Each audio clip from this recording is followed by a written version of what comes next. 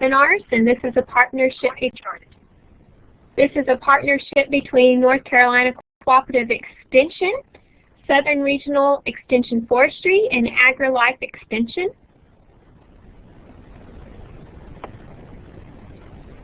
And now we have another question for you. Where are you joining the webinar series from? Are you joining from the Pacific, the Mountain Region, Central, Eastern, or other? So if you would go ahead and answer.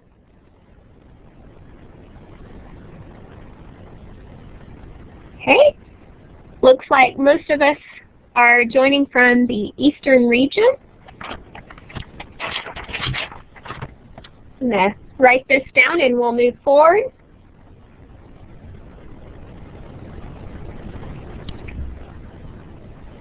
Okay. And our last question is, are you joining us from an extension or education agency, a government agency, a private business, as a landowner, or other? So if you would answer this last question.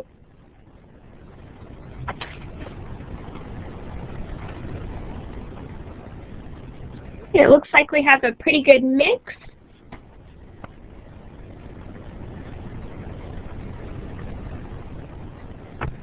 Okay, I'm going to clear this.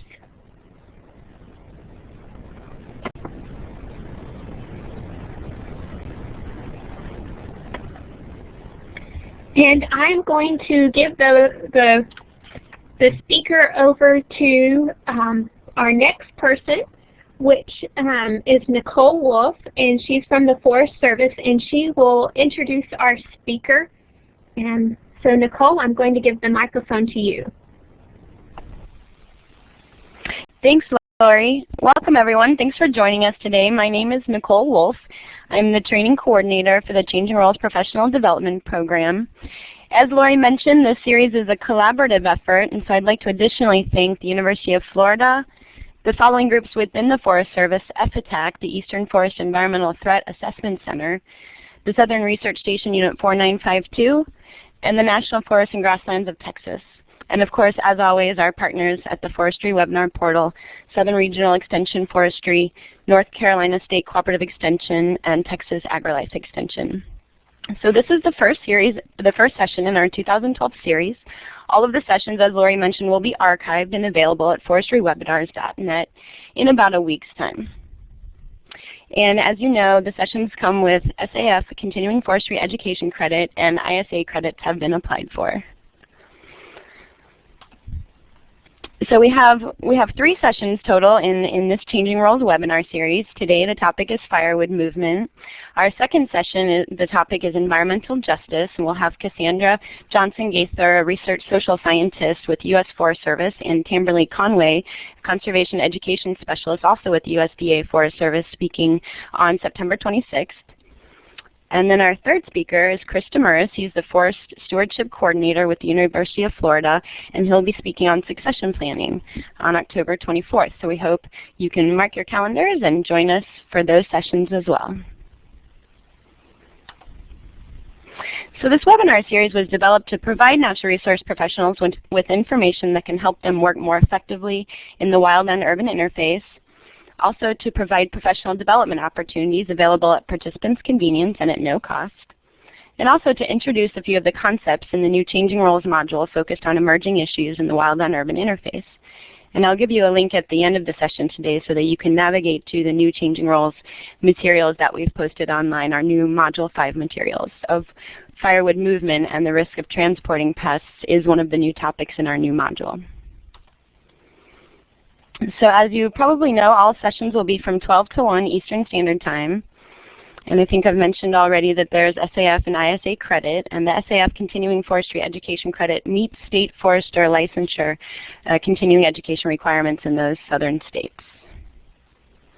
And there's the link there that you can access the archive session in the future.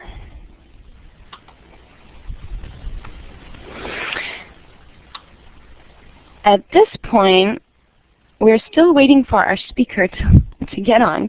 We're having some technological challenges this morning. We expect Frank on any moment now.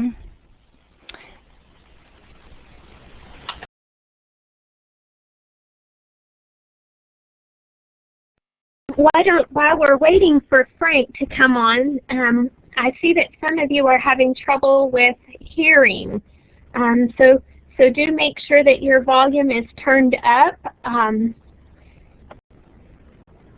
not quite sure if anyone has had problems with the audio in the past. If you would type what you did in the chat window to help those people who are having audio problems, that would be great.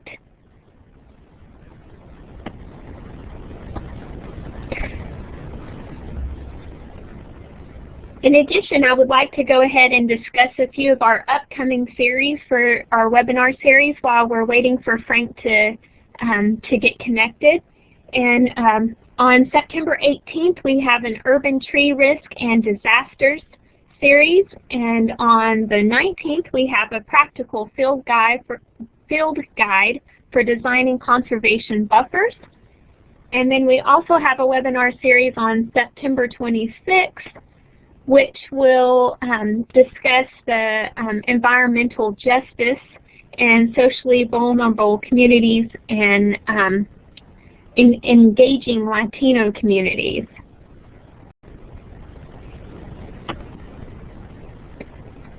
So I do apologize that we're having these technical difficulties, and we should be able to have Frank on in a few minutes. And if you are receiving those technical difficulties, there's also some help in the chat window.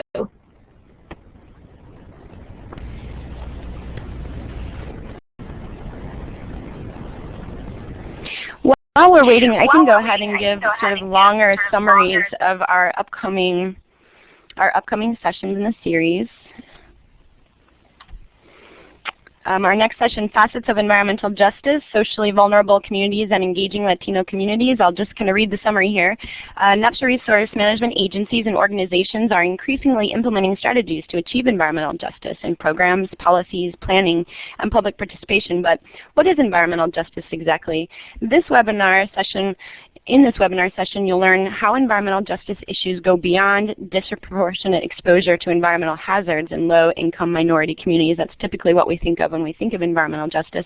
But in this session, we'll also talk about how environmental justice also includes meeting the needs of underserved communities by increasing access to decision-making processes, access to environmental benefits, and access to technical assistance and appropriate outreach efforts. So Cassandra is going to provide an overview of environmental justice and then discuss her recent work investigating the social vulnerability of communities to wildfire risk with implications for mitigation efforts. And then Tamberly will discuss her work engaging Latino communities in decision-making processes and delivering outreach and educational programming for Latino communities. And then they'll wrap up that session with 5 quick steps that people can take to address environmental justice in the communities and programs that they work with. So that'll be our third session on September 26th. And then I'll go ahead and read the summary for our third session, October 24th, Succession Planning, the Role of the Natural Resource Professional. So Krista Mers will talk about the succession planning process and the role that resource professionals can play. I'll just read the summary. Millions of acres of family-owned lands in the United States will change hands within the next decade, many of these transfers happening with little, if any, planning. Succession planning is a process of setting up a fair and smooth transition between a landowner and the future owners of the property. Natural resource professionals, particularly those who serve private landowners, can play an important role in helping landowners begin the succession planning process. The webinar will provide some ideas and resources for encouraging and helping landowners to take the first succession planning steps. And these two topics, succession planning and environmental justice, are topics in the new Changing Roles Module 5 materials.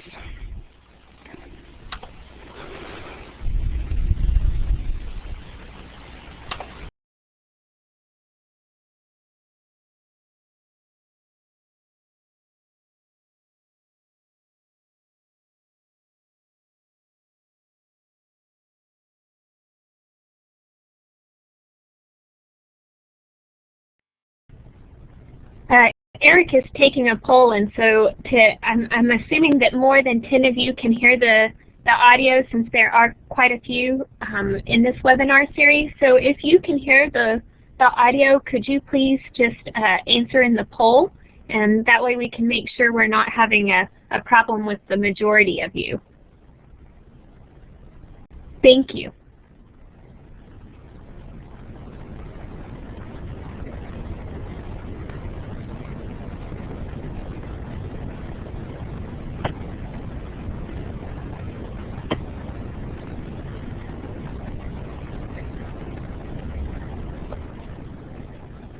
And we'll wait just a few more minutes.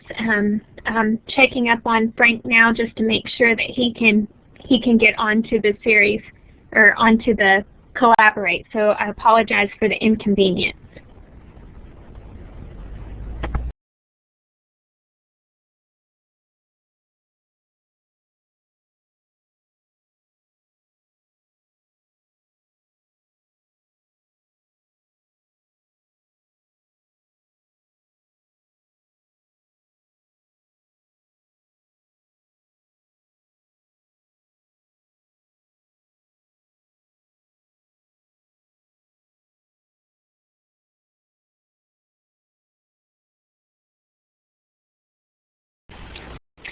I think I just saw Frank join the session, so I'm going to go ahead and read his bio here, and so that he can hit the ground running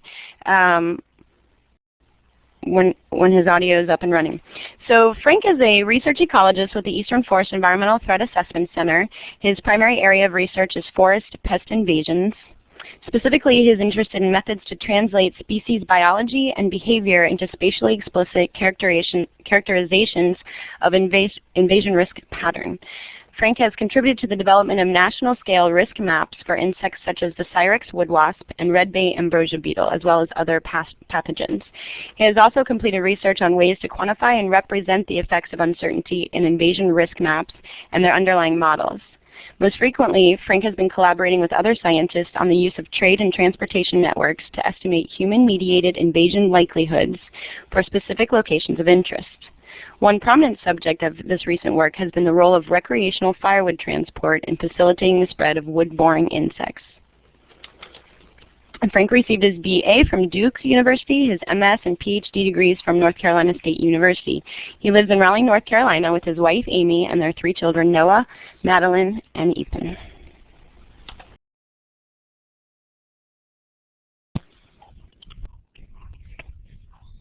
Okay, can anybody hear me? Hello, anyone hear me?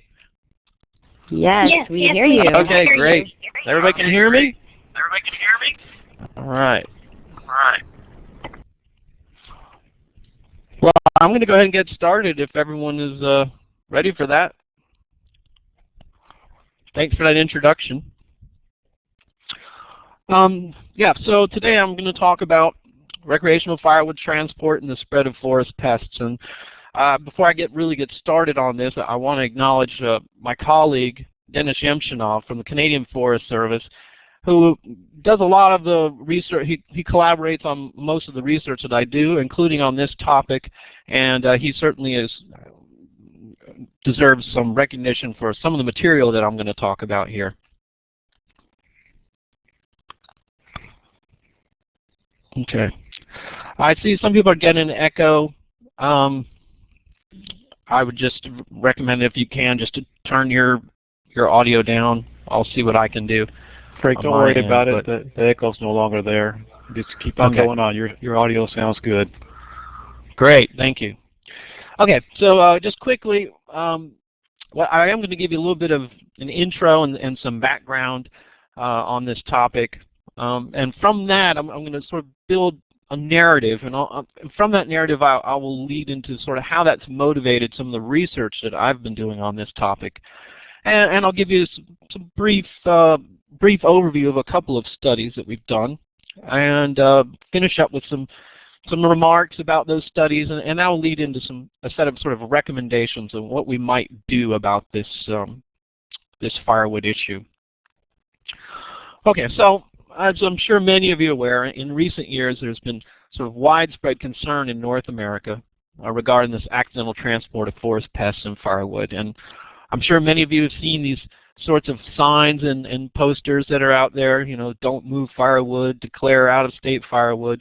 You know, most of this has been kind of manifested as state and national public awareness campaigns, and it has mostly been targeted at campers. In addition, a couple of things you may not be aware of are that USDA Animal and Plant Health Inspection Service, or APHIS, they organized, or they convened a task force, a National Firewood Task Force in 2010, to sort of come up with some recommendations on strategies and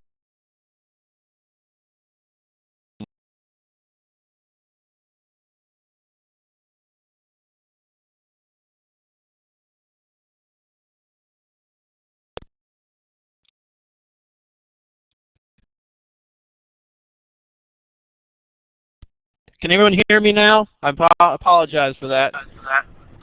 We can hear you again. If you want to just back up a few seconds, then we lost you for a few seconds. Okay. Well, I was mainly just talking about this National Firewood Task Force, and I'm actually going to talk about that some more in a little bit. But also, I also want to mention that APHIS has also done a firewood risk assessment, and it's a pretty good document. It has a lot of information on the firewood issue and just sort of some of the dimensions of the issue across the country. So, but I'm actually, before we get started on any of this, let's talk a little bit about what exactly is firewood. Now, one definition, and actually this one was kind of interesting to me, because when I saw this, this was actually a bit of a surprise to me too, but I think it says in the National Firewood Task Force guide, but there's one definition is any wood that's been cut into a shape and size used for fuel. By that definition, it could be anything that's green, or it could be seasoned, could be treated, it could be debarked. So any of that could be firewood, but for the most part, we're talking about this stuff with that's still got bark on it, and stuff that's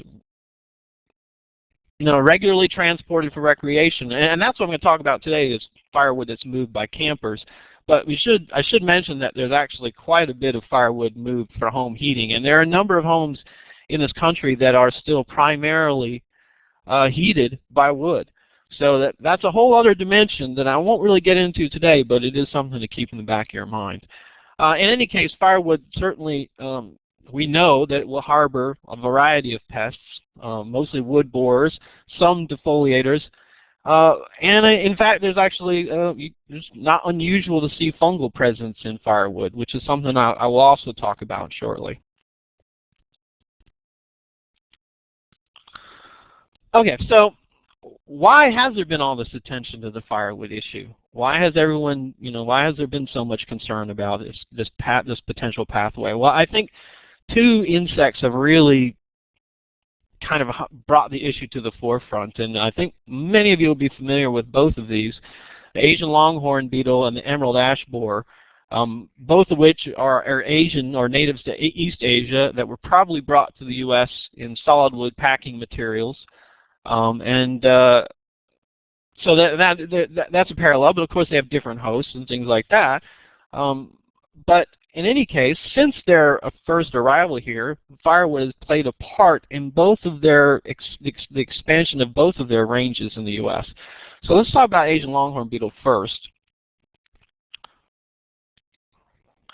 All right, so I would say this firewood issue really first came to everyone's attention with Asian longhorn beetle. So in 1996, it was first detected in Brooklyn, New York, and that was the first find. And that was probably, at that point, it was an establishment that started from wood packing materials that were brought in into nearby ports. So when it was found, forest health professionals in the area, they decided to expand their search to see if it could be found anywhere else. And what they did is the next place that they found it a month later was in Amityville, New York, which is 50 kilometers, about 30 miles away from Brooklyn. And what they ended up deciding was that the spread happened because cut down trees, pieces of maple, were basically moved from Brooklyn and brought to Amityville and sold there as firewood.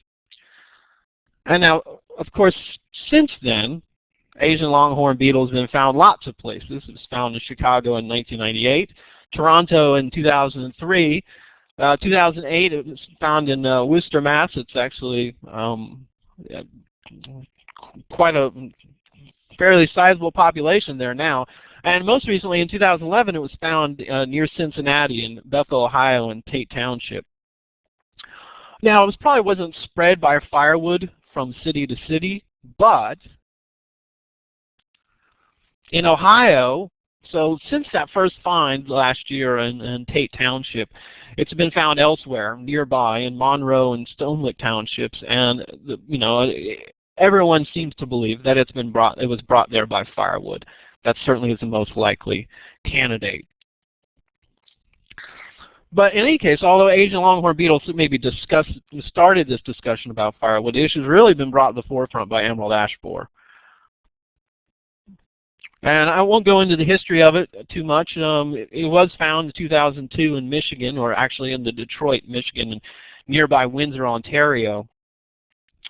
But as you can see, all those little red dots, it's become it's expanded its range significantly in 10 years. 2008, it showed up in Missouri. I'm going to come back to that on the next slide. But the most recent find was in July 2012. It was found in Prospect, Connecticut. And definitely, firewood has definitely played a part in this. For example, in those initial years after that first detection, 75% of the new infestations of emerald ash borer that were found in Michigan were linked to campgrounds. And furthermore, as I mentioned in Missouri, that first detection in Missouri kind of illustrates the point even further. When it was found at Greenville Campground in the Wapapello Lake Recreation Area. And at the time, this was more than 100 kilometers to the next closest infestation, which was up in southern Illinois.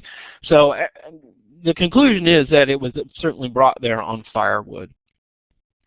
So if we take all this information together, this Asian longhorn beetle and emerald ash borer and certainly other examples of forest pests, they certainly suggest that firewood is an important vector. The response to these risks, have been kind of varied. Most states in the U.S. have some restrictions about firewood movement, but some still do not. And the language of those restrictions is quite different from state to state. There are some outright bans that tend to be site-specific. For example, Shenandoah National Park banned all outside firewood in 2010, meaning that you can only use firewood from within the park. And similarly, Hoosier National Forest in Indiana banned all unauthorized firewood, so all firewood that hasn't been treated or is definitely known to be from a local source. And I should point out that, taking all that together, yes, there are some state regulations and there are these individual bans, but there is no national set of regulations for firewood at this point. But that's sort of one of the things that National Firewood Task Force is interested in dealing with.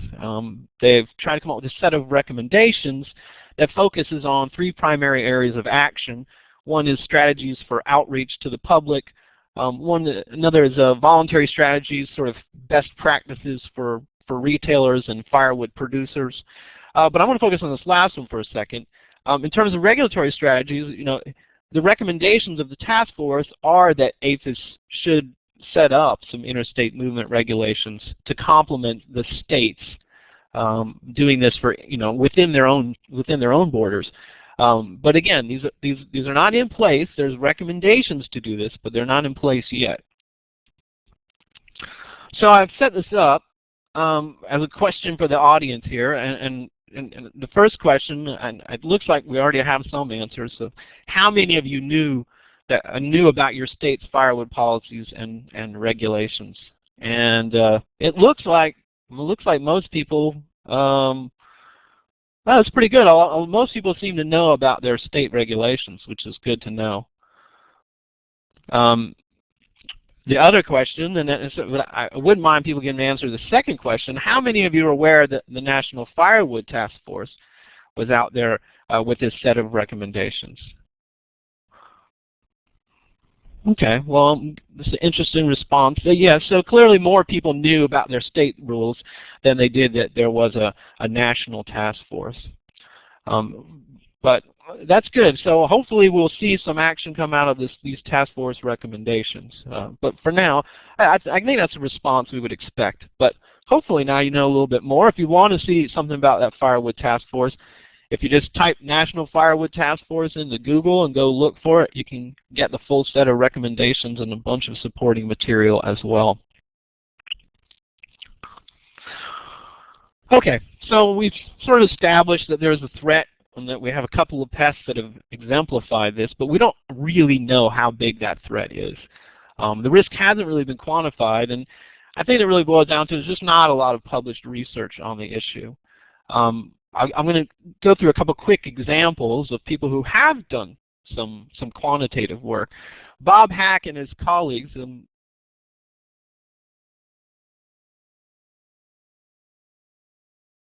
I'm sorry. Okay. Can everyone still hear me okay? We can still hear you now. Okay. So Bob Hack and his colleagues were looking at firewood surrendered at the Mackinac Bridge in Michigan. And the reason that the firewood was being surrendered there is there was a quarantine in place to try and keep firewood, or to keep the emerald ash borer from moving from Michigan's lower peninsula to the upper peninsula. That quarantine is no longer in place. But at the time, Bob and his colleagues were able to take a look at the wood that was surrendered at the bridge, and also to interview some of the drivers who were surrendering the wood.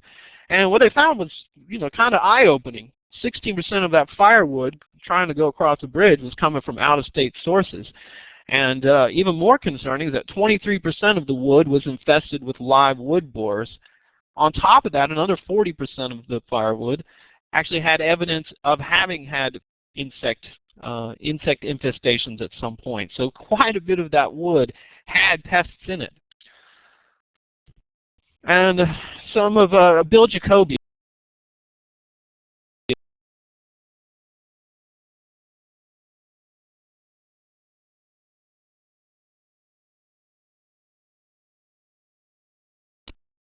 all right, I'm sorry about this. Can everyone hear me again? Yes. I really apologize for the technical difficulties, but I'm going to press ahead. So again, Bill Jacoby, a scientist from Colorado State, looked at results of camper surveys from 7 Colorado state parks and 13 national parks across the western U.S. And a lot of what they found was echoed what we saw in terms of the Mackinac Bridge study. More than 60% of national park campers and of state park campers were bringing firewood with them. In the national parks, 40% of those campers were coming from out of state. Obviously, very few were coming from out of state in Colorado, only 4%.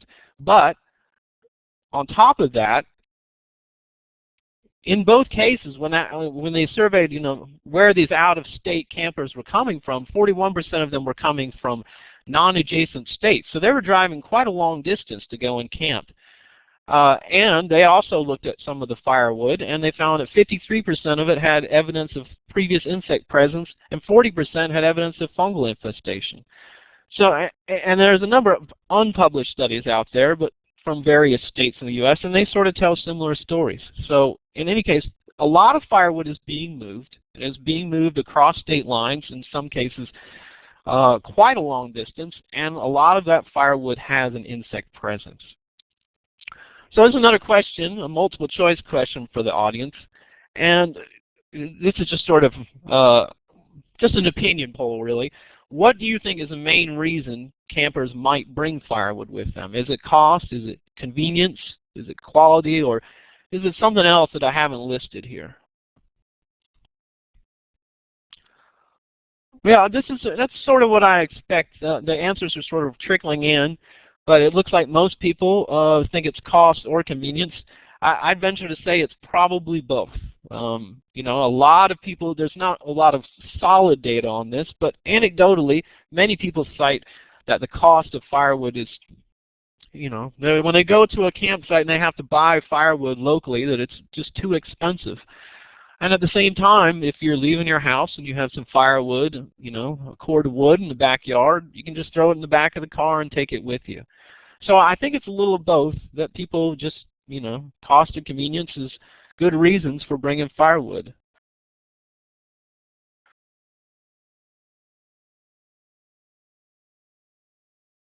And I think people are not necessarily aware of the risks. But in any case, and here I'm going to talk about a couple of studies, and in the interest of time, I'm going to try and compress this a little bit. Unfortunately, the existing data that we've got here from these studies that I mentioned, from Bob Hack and Bill Jacoby and their colleagues, taking these data, it's really not enough for us to characterize this risk of firewood being transported certain distances, especially long distances. And this may not matter to all of you in the audience, but this matters to somebody like me, because the kind of research that I do is to try and model the spread of pests in order to forecast, where they're going to be and where they're going to become established, and give that information to decision makers so they can come up with an appropriate response. And it's great if I can model this sort of thing, but a key limitation of these models is that if we don't address the issue of long distance dispersal, then we end up with kind of unreliable estimates, because long distance dispersal is really what drives how pests spread around. So that was our motivation. And just quickly, when we build these models of spatial spread, what we usually have to do is come up with a dispersal kernel. And this is basically just a function that describes the probability an organism will travel a certain distance over a given time period. And if you look at these pictures, you can see the top there, got a little insect in its habitat, and then it's flying away. And you can see that curve just sort of represents the probability that it will end up in a new location some distance away. And as you might expect, the probability declines with distance. The further away you get, the less likely it is to end up somewhere else. It's a pretty straightforward concept, but most of the time, it's when scientists are building these models, they're just kind of guessing as to what it looks like. That's what we're trying to avoid here, is we want to try and build something based on data so that we can use this in our models of spatial spread of forest pests.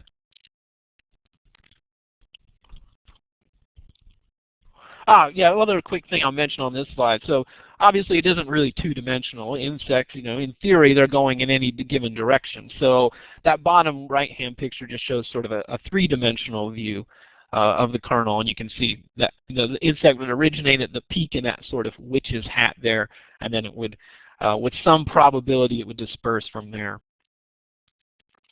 So again, our goal with this first study was just to show that we wanted to take some empirical data and create a dispersal kernel that we would use to represent firewood, facilitated dispersal.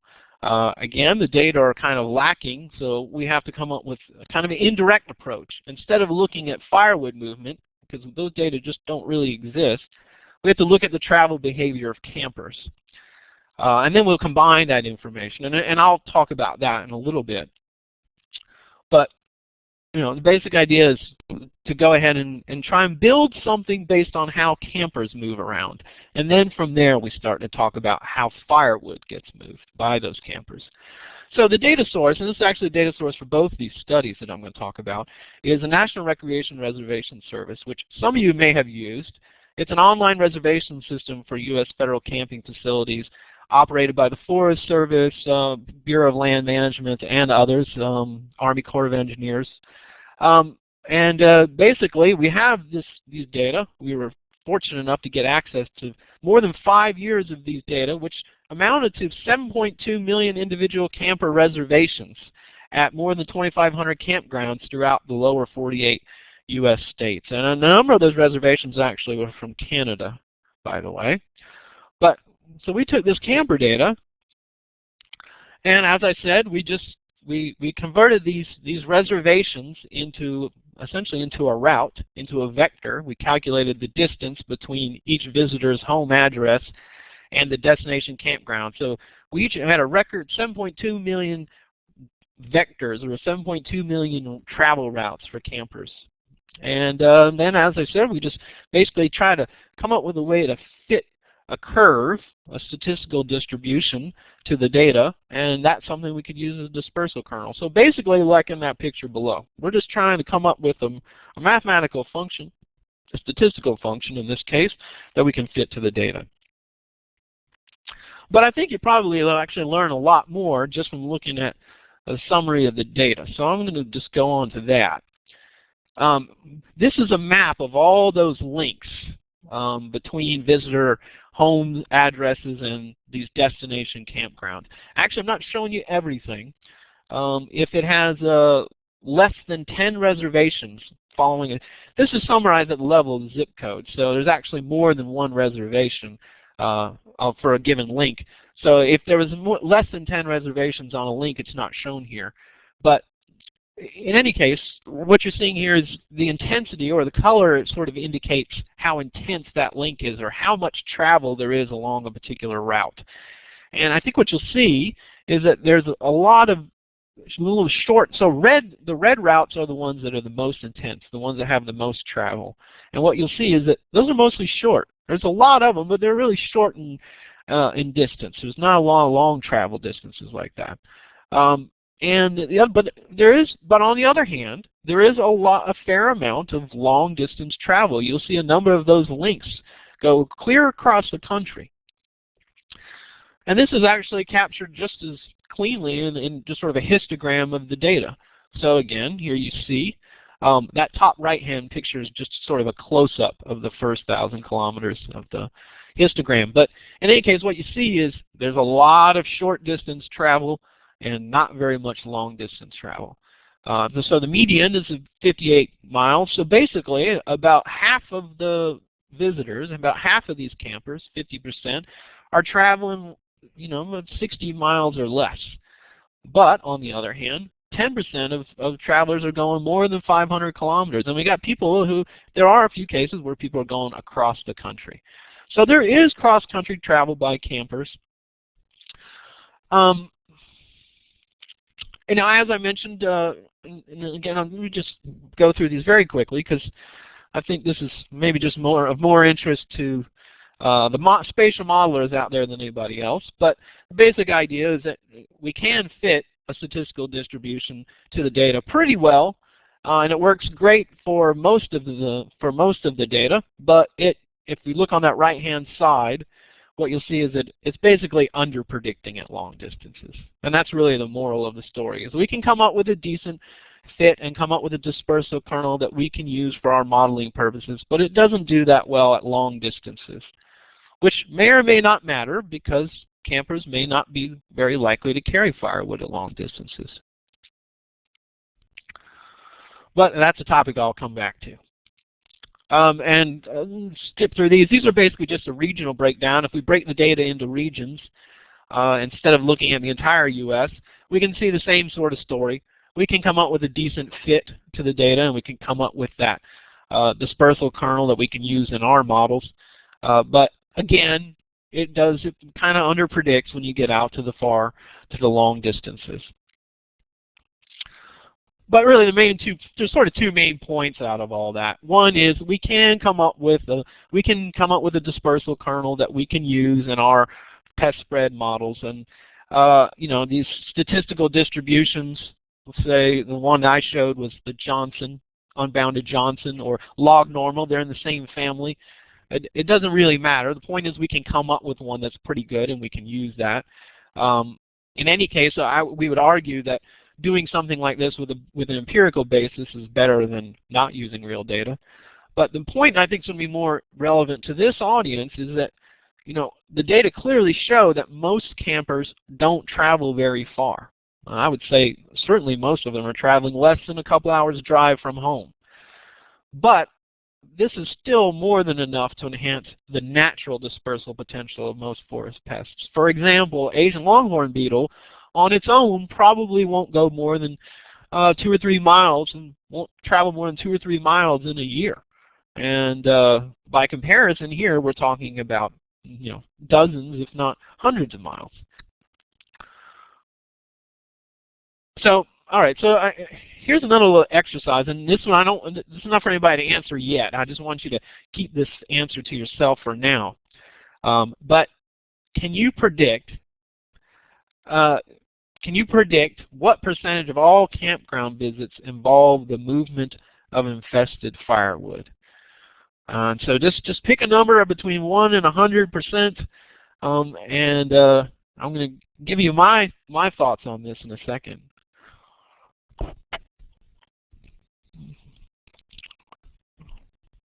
Okay. All right. Okay, so let's relate those camper travel data. Let's relate that to the firewood issue.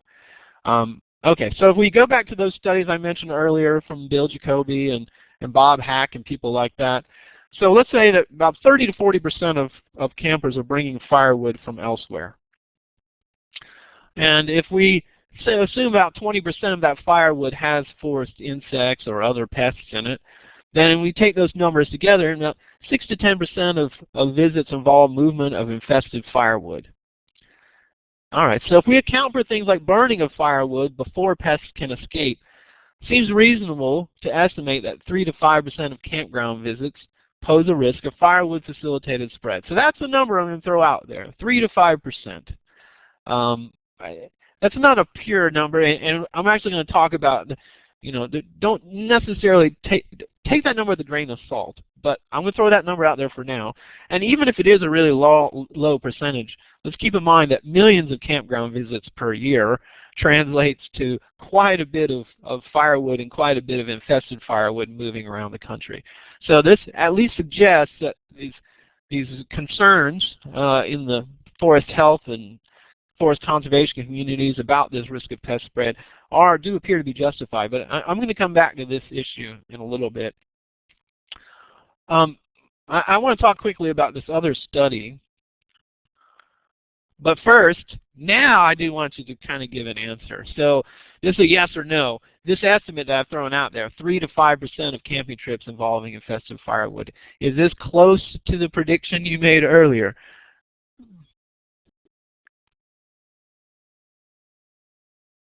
Okay, well, that's interesting. I guess I didn't expect to see a lot of, I didn't expect people to get a similar number, but I'm looking at sort of the chat, and I'm seeing a lot of really big answers, and so a lot of people are thinking it's a lot worse. Okay, well, I'm going to come back to this topic because I think this is a really interesting question. But for now, this is the estimate that we think, and well, let's come back to it. I think it's worth a discussion later. Okay, but just quickly, this second study. So like I said, we were building this dispersal kernels, and we're using this in spatial models. Well, that's fine and all, but it really has a lot of limitations. And if we really want to look at the movement of pests and firewood, we might want to take a different strategy. So you recall that map I showed from earlier, and the truth is that human-mediated dispersal, this, for example, moving pests and firewood, it's going to follow specific routes. It's going to follow roads. It's going to go from certain locations to other locations. So it has routes and specific destinations and specific origins. In short, what you have is a network. And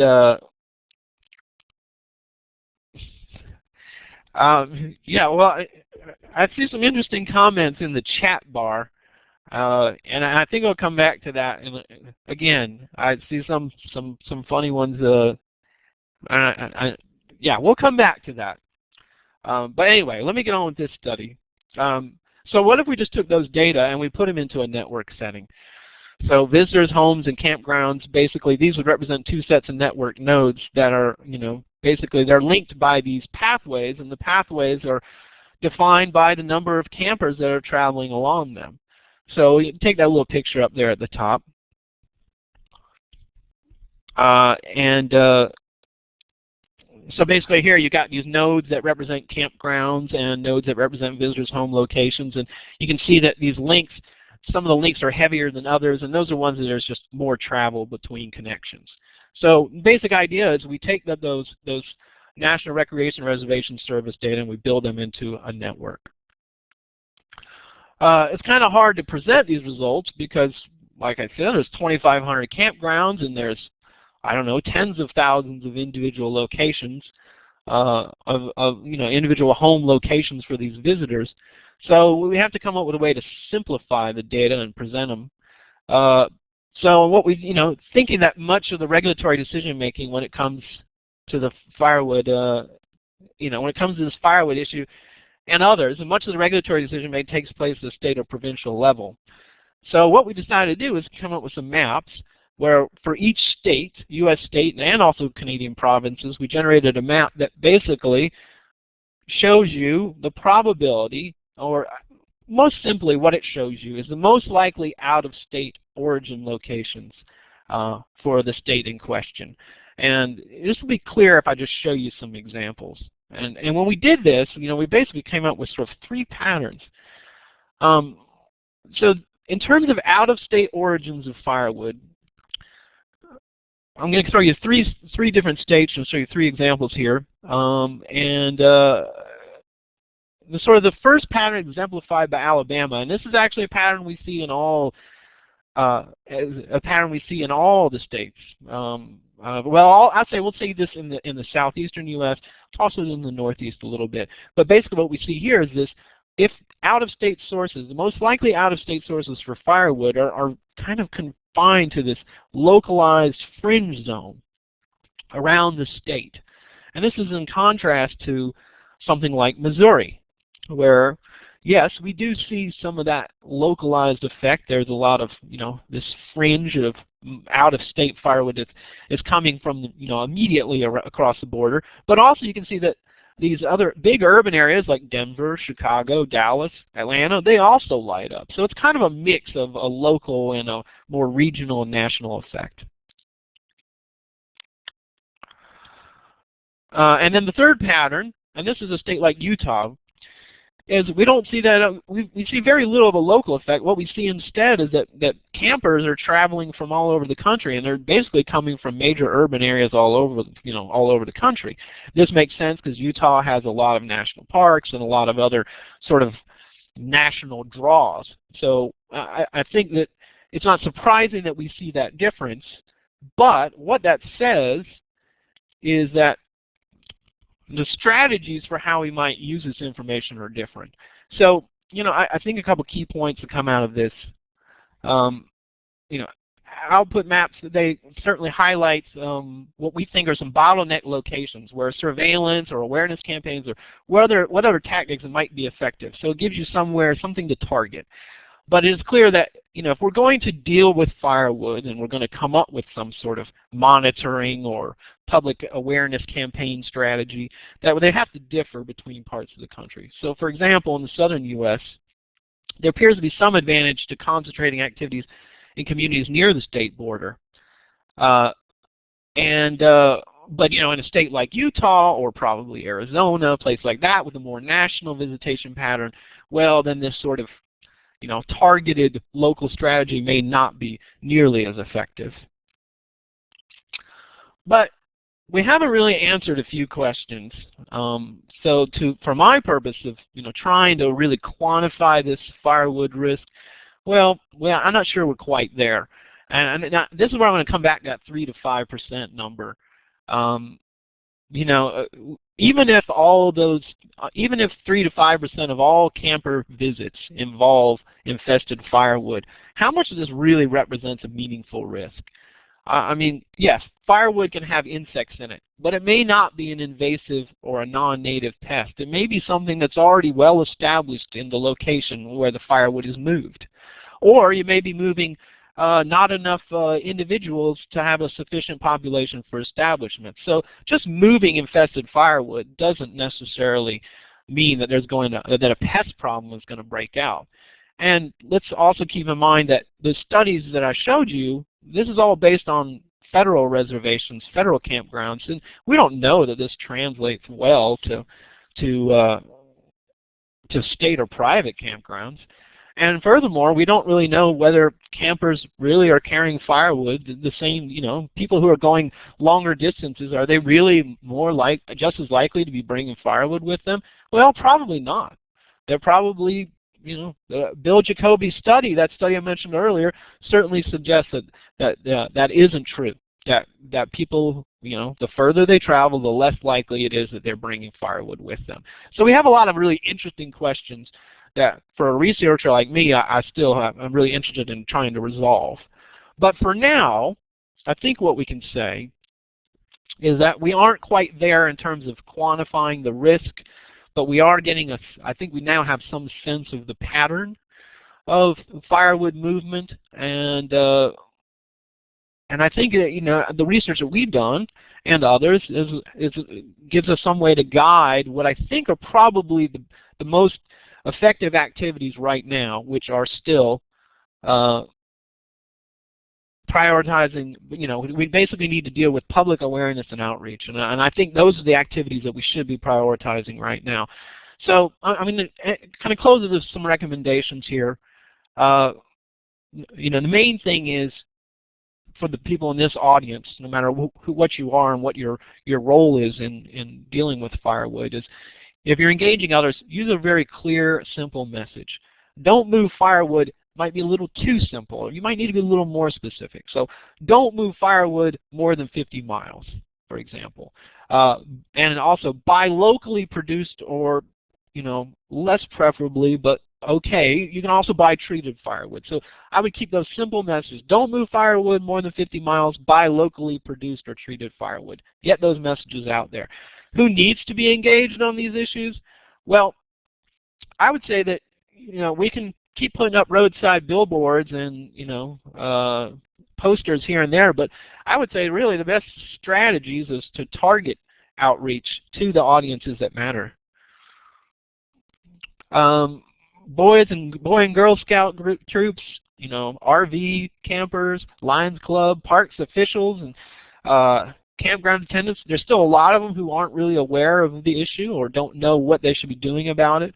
And arborists, of course, arborists are going to be ones who probably encounter these forest pest problems before anybody else.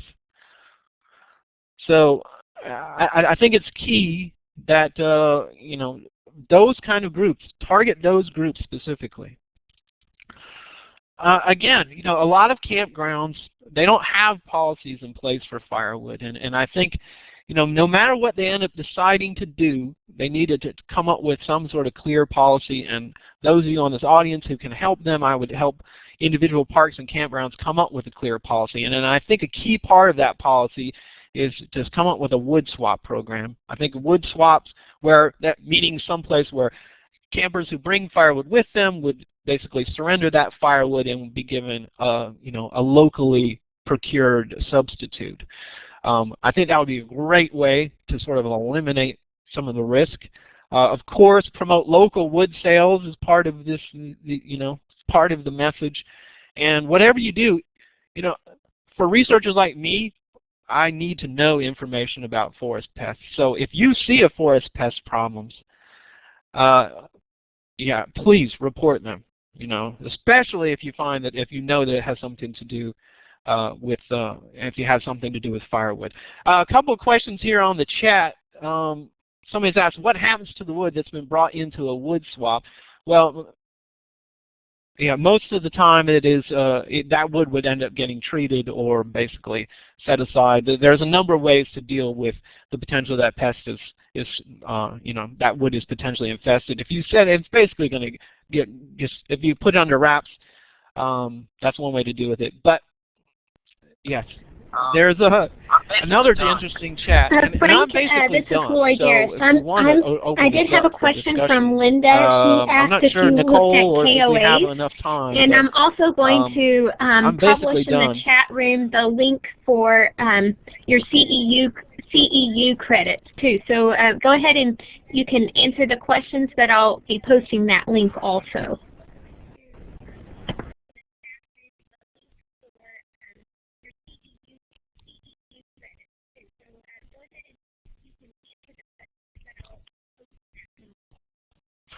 Okay. Yes, no, so Linda, yes, we did consider KOA campgrounds, but unfortunately we don't have those data at this point.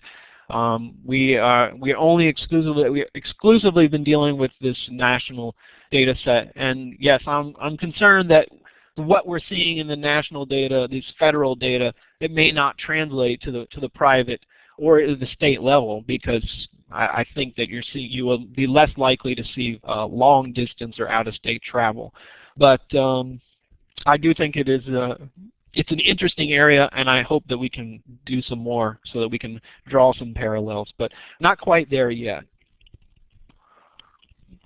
All right, so are there any other questions? I'm seeing Frank, you might want to go ahead and just kind of maneuver through the questions on your own there. I've kind of lost track on some things. Okay. So let's see. If people have questions, so I'm trying to see if there's in the chat bar if there's questions there.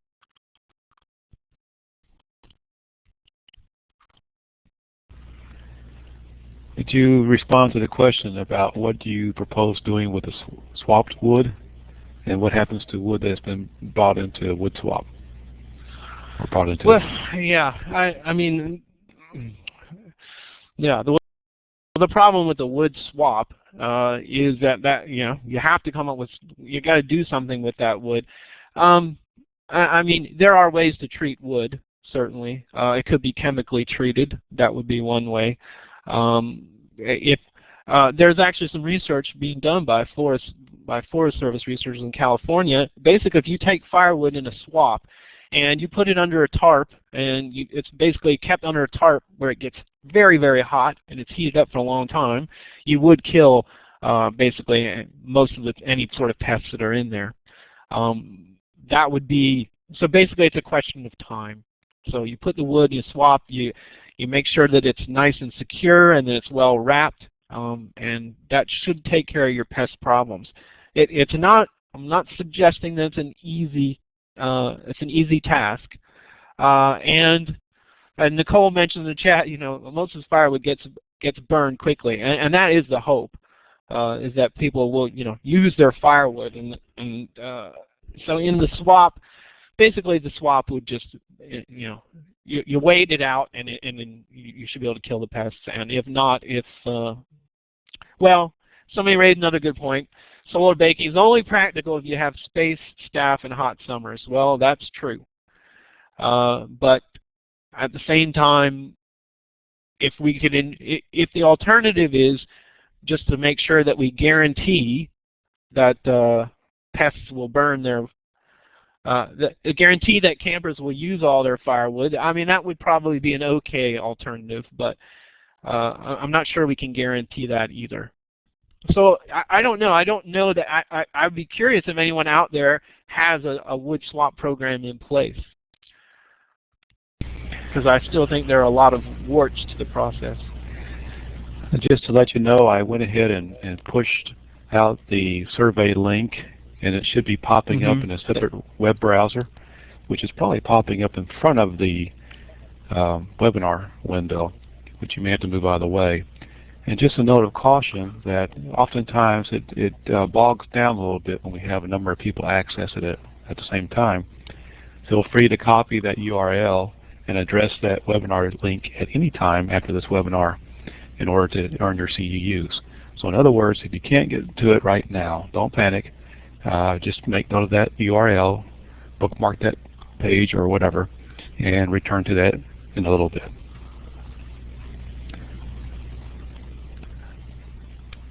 Frank, we had another couple of questions here, too. One from Mike says, has consideration been given to the risk and dangers of commercially moved woods such as mesquite, hickory, etc., for the purpose of smoking, barbecue, that kind of thing? Yeah, there are no rules in place for that. It's funny that you mentioned that, because actually there was that study I mentioned earlier from Bob Hack looking at wood surrendered at the Mackinac Bridge.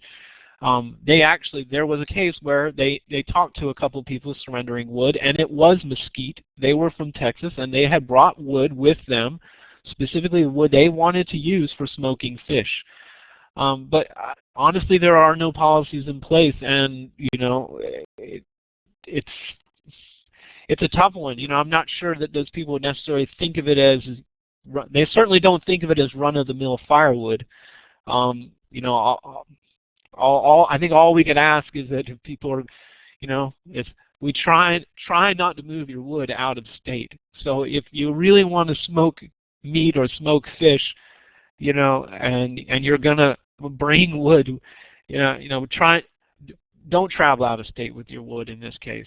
I mean, if you have to buy it locally, I'm sorry, I know that can be expensive, but I just think, the only other thing you could do is possibly try and guarantee that it's clean of pests, but that's a very difficult thing necessarily for an individual to do. We had another question here too that probably requires a comment from you, and that is from Joe. He says that firewood only represents a small part of wood movement. So what about logging trucks moving wood across state borders? Any comment? Yeah. That the movement of wood, in that case, a lot of times it is regulated by quarantine. So, for example, there are rules against moving ash wood. Because of emerald ash borer quarantine, you're not allowed to move logs without a permit. So there are permitting and there are regulations in place for a lot of that, but a lot of that is pest specific. So there are mechanisms in place for dealing with other categories of wood products. There just isn't anything specifically in place for firewood. So if you look out there, the regulations, there are things in place for wood logs. These things are, regardless whether it's firewood, wood logs, wood chips, having the regulations in place is great, but it is kind of hard to ensure compliance. It's very hard to enforce some of these things. So keep that in mind when we talk about firewood and we put in restrictions and about moving firewood. It may be very, very difficult and not especially cost effective to try and enforce those regulations, which is part of the reason I'm kind of advocating public awareness as potentially the most effective. Okay, so I think we answered most of the questions. Since we're past our time, I'll go ahead and thank Frank for joining us today and apologize for any technical difficulties we had. And I think we have just a few more slides from Nicole for those of you who are still with us. So I'm going to get to that section. So we have pushed out the website for getting your CEU credits. It's also in the chat window. And I'm going to give the microphone to Nicole to finish up the webinar. So thank you very much. Thanks, Lori. Thanks, Frank. I did a short summary of these sessions before we began this session. So I think I'll just wrap it up here. Tune in for our next session, September 26th. And you can check out our website to learn more about the Changing Roles program. You can learn more about our webinar series at that link, and of course to access the archived webinar sessions, visit forestrywebinar.net. Thank you to all our collaborators, and again, sorry for the technical challenges we face. I want to thank Frank for hanging in there and getting online with us today. Thanks, everybody. Yeah, thanks very much. Thanks, guys. I'm going to put my email address into the check box there. I can't seem to talk today. So if anybody's having any issues with trying to get their CEU form to work, please send me an email and we'll take care of it. Thanks again.